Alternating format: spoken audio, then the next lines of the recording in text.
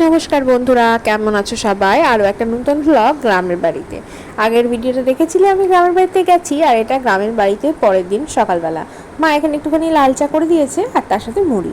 তো চলো এখন চা মুড়িটা খেয়ে নিই। চা মুড়ি খাওয়ার পরেই বেশ বৃষ্টি দেখতে চলে এলাম। তবে বৃষ্টি কিন্তু সেই রাত থেকে হচ্ছে, আর রাত থেকেই কিন্তু কারেন্টও চলে গেছে।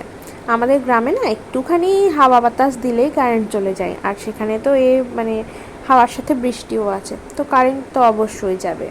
তো যাই হোক, যেহেতু ওয়েদারটা ভালো ছিল সেই জন্য কারেন্ট চলে যাওয়াতেও খুব একটা অসুবিধেই পড়তে হয়নি আমাদেরকে, বলতে চাচ্ছি গরমের কষ্টটা খুব একটা পেতে হয়নি। তবে আর এখন দেখো, আনায়া আর মিষ্টি খেলা করছে, এদিকে খেলতে খেলতে আনায়া শুয়ে পড়েছে বলে মিষ্টি আবার কি করলো দেখো, ওর মাথায় না মিষ্টির ছোটবেলার বালিশটাকে দিয়ে দিল।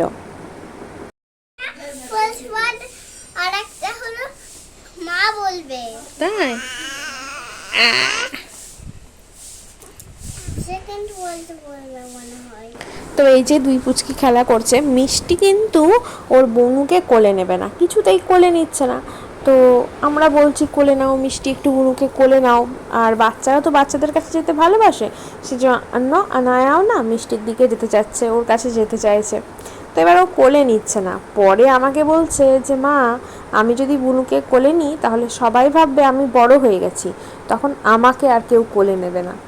দেখো কতটাও ভেবেছে। তোকে বলছি না তুমি বনুকে কোলে নাও, তাহলে কেউই ভাববে না যে তুমি বড় হয়ে গেছো, তোমাকেও কোলে নেবে। তো যাই হোক, ওর তো মাথায় ওটাই ঢুকেছে, তাই সে বুনুকে কোলে নেবে না, বুনুর সাথে খেলবে টেলবে সবই করবে, কিন্তু বুনুকে কোলে নেবে না।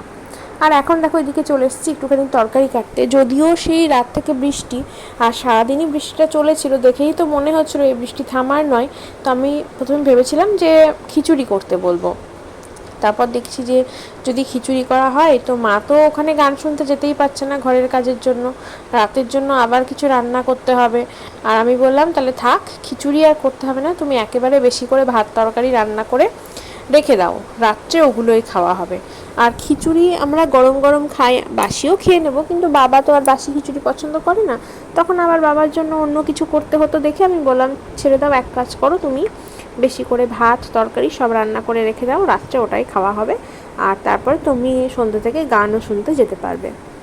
তো সেই মতো বলে মাকে একটু তরকারি সবজি টবজি সব বানিয়ে দিয়ে এলাম, আলু ভাজা কেটে দিলাম, আলু ভাজার জন্য কেটে দিলাম, একটু আলু ফুলকপির তরকারি আর ডাল, আর আরও একটা কিসের তরকারি বেশ মা করেছিল।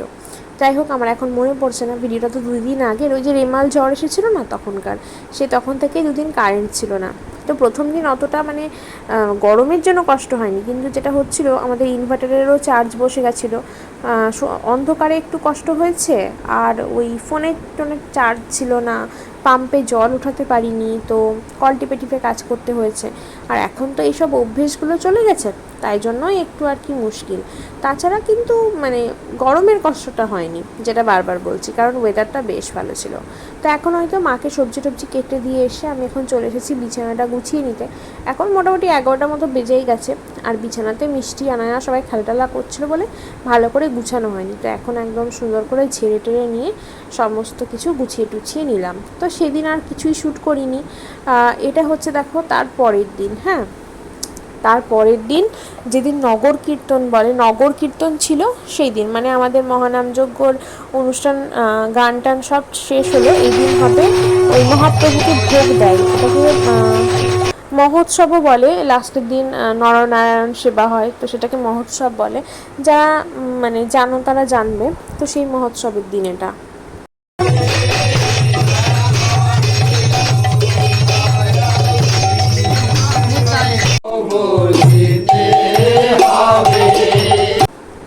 আর এই তো প্রথমে আমাদের ওই উঠোনে হলো, তারপরে এইদিকে হলো, ওই তুলসী গাছতলা করেই হয়, এখানে একটুখানি হরিনাম করা হয়, তারপর হরিলুট দেওয়া হয়, আর প্রসাদগুলো দেওয়া হয়।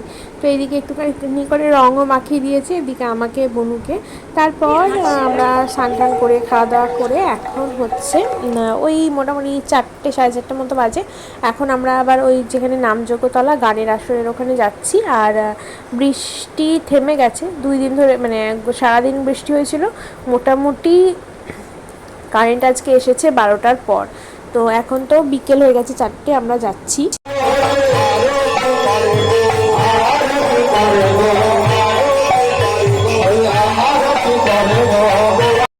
এখানে ভোজন আরতি দেখে টেখে প্রসাদ খেয়ে তারপর আমরা বাড়ি ফিরেছি। আর এখানে গান হচ্ছিল, নাচছিল, মিষ্টিও কিন্তু নাচ করেছে।